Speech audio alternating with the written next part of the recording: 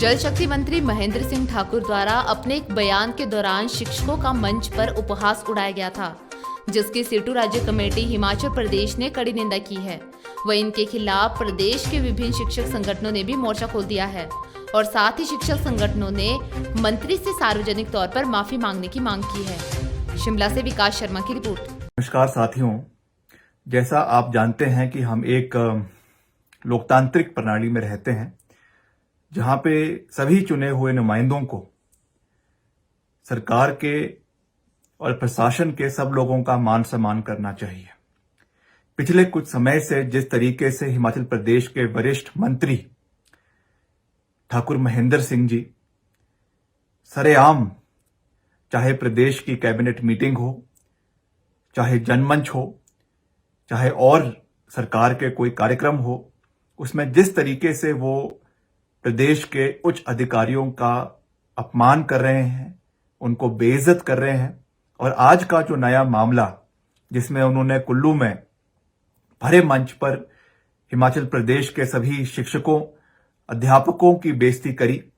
और किस तरीके से उन्होंने उनको कोरोना वॉरियर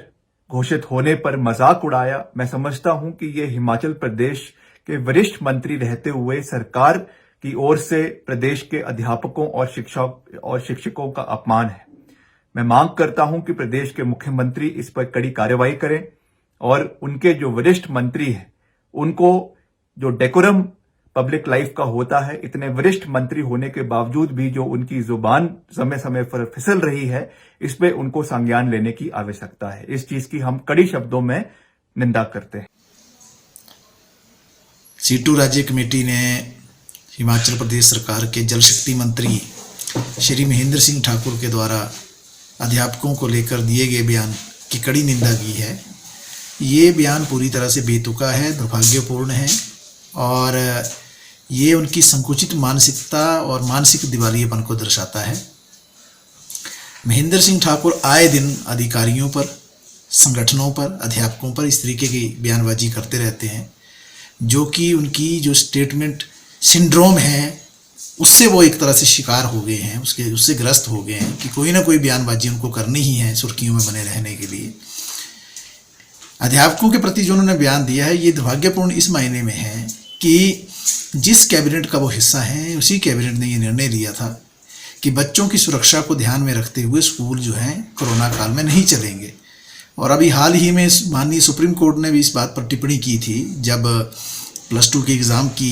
बात जो है उठी थी माननीय सुप्रीम कोर्ट के अंदर, तो वहाँ पर जब आंध्र प्रदेश सरकार ने ये कहा कि वो एग्ज़ाम करवाएंगे तो माननीय सुप्रीम कोर्ट ने कड़ी टिप्पणी की थी कि ऐसे समय में बच्चों की जान से नहीं खेला जाना चाहिए। तो जब माननीय सुप्रीम कोर्ट इस तरीके की संवेदनशीलता दिखाता है और हिमाचल सरकार स्वयं निर्णय देती है कि कोरोना काल में स्कूल बंद रहेंगे बच्चों की सुरक्षा के मद्देनज़र, तो ऐसे समय में उपहास करना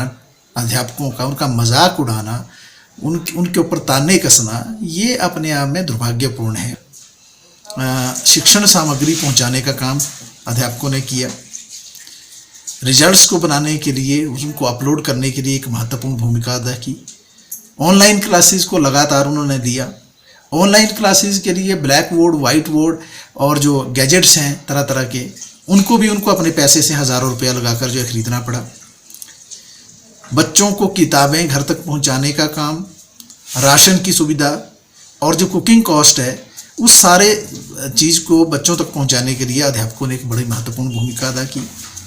जो सरकार का वैक्सीनेशन कार्यक्रम चला,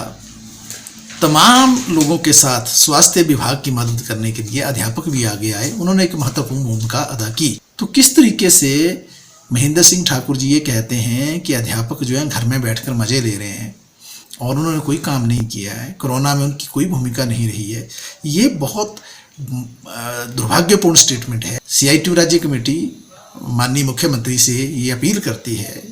कि बार बार जो ये मंत्री इनकी फजीयत करवा रहे हैं इनकी सरकार की, ऐसी स्टेटमेंट्स देकर इनको तुरंत जो है कैबिनेट से बर्खास्त किया जाना चाहिए। हिमाचल दर्पण लाइव टीवी